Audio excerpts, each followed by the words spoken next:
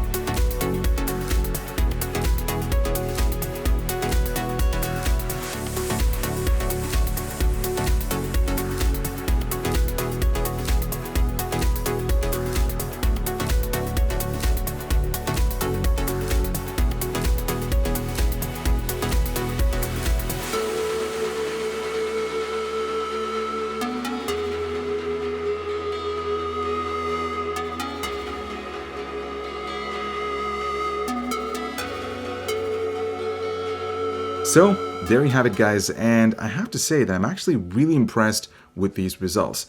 The EVGA Superclock Black Edition really showcased some impressive performance across the board, and that's likely due to its consistent clock speeds compared to the Founders Edition.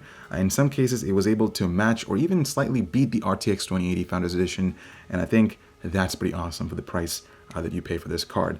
But in the end, how do these numbers average out across all these tests? As you can see, the RTX 2080 is still able to very narrowly beat the EVGA card when every game is taken into account, but only by around 4% at 1440p. Basically, the RTX is noticeably better in DX12 and Vulkan, whereas pre-overclocked GTX tends to perform extremely well in older APIs. Moving on to 4K, and this is where the 11GB GTX 1080 Ti ends up winning all day. Once again, the margin isn't huge, but in some titles, the RTX 2080's frame buffer can be a limitation. Like I said in the launch day review, that's a bit worrying since the last thing is an $800 GPU shouldn't be choking itself out at UHD resolutions. With this in our back pocket, we can now look at the actual value as well. At 1440p, the RTX 2080 and EVGA GTX 1080 Ti Superclocked are pretty much tied from a value perspective, but before you all keyboard warriors start typing hate in the comments, there's something important here. Based on how good a reference GTX 1080 Ti does, if you can find a custom one for less than $750, it'll be an excellent value. But that's getting harder and harder without going into the used market since the GTX series is selling out quickly. Moving on to 4K, and the RTX 2080 gets its butt kicked from a value perspective due to its memory limitations. The EVGA card is far out in the lead. Something else interesting is that due to its huge performance numbers in 4K games, the RTX 2080 Ti has closed the gap a bit too, despite its ridiculous $1,200 price tag. That's something to take into account if you have the money to burn. So with all these new numbers, has our opinion changed about the RTX 2080? Yes and no. You see, it's amazing to see what a custom GTX 1080 Ti can make a difference, especially with our results, and honestly, we should have included one from the very beginning since it would have given a more balanced perspective. And with those taken into the equation, the Founders Edition RTX 2080 becomes a lower value and a less step towards stepping up to a 4K display compared to a GTX 1080 Ti. Then again, I have to wonder how well something like the $750 EVGA RTX 2080 XC would do, since it is $50 less than the Founders Edition but has very similar frequencies. That's another question for another video, I guess. Since we've had the time to digest what the market is doing now, our perspectives have changed a bit too. Folks are frustrated at NVIDIA since those starting at $699 RTX 2080s have failed to appear, and honestly, the more I look at it, the $800 RTX 2080 could be a brilliant but underhanded move to clear out stocks of their discontinued Pascal cards. If that was the plan, it worked pretty well, but in no way did it benefit gamers. It's actually pretty hard to find a GTX series cards at reasonable prices or even at stock. And I wouldn't be surprised if we start to see the $699 RTX 2080 magically appear once the GTX 1080 Ti cards are flushed out. Speaking of 1080 Ti's, remember when I said if you find that card for less than $750, it would be a good deal? Well, I actually found this Zotac amp for under $700, which I think is an absolute steal at the time of making this video. I'm not even sure if this card will be around by the time you're seeing this video, but if it is, I'll make sure to link it down below. Just be aware that these kinds of deals are getting rarer and rarer these days. The new Mark II Corsair Strafe and K70 keyboards are fully loaded with custom illumination, convenient media buttons, USB pass-through, extra set of keycaps, and ergonomic wrist rest for each keyboard so you can type or game comfortably, with a variety of MX switches available so you can check out which keyboard suits you best in the description below. Coming back to RTX, and I think the main problem with RTX cards is a lot of their price is based on nothing more than a promise of ray tracing and AI that'll be a huge, or I guess a big thing for gaming. At least that's what NVIDIA is trying to convince us. So I'm going to repeat the exact same thing that I said since day one of this RTX launch, and that is, if you don't absolutely need a graphics card right now, wait and see how things will look in the next few months. But with the EVGA GTX 1080 Ti superclocked in the charts, it's obvious that depending on the price, a Pascal-based GPU can be a phenomenal value. Just don't pay well more than $750 for one, because above that price point, you're looking into an area of diminishing returns for your money. I'm Ibo with Hardware Canucks. Thank you so much for watching. Make sure to check out some relevant content over here. Subscribe to our new Boot Sequence channel for the latest tech news and rumors. I'm signing off, and I'll see you guys in the next one.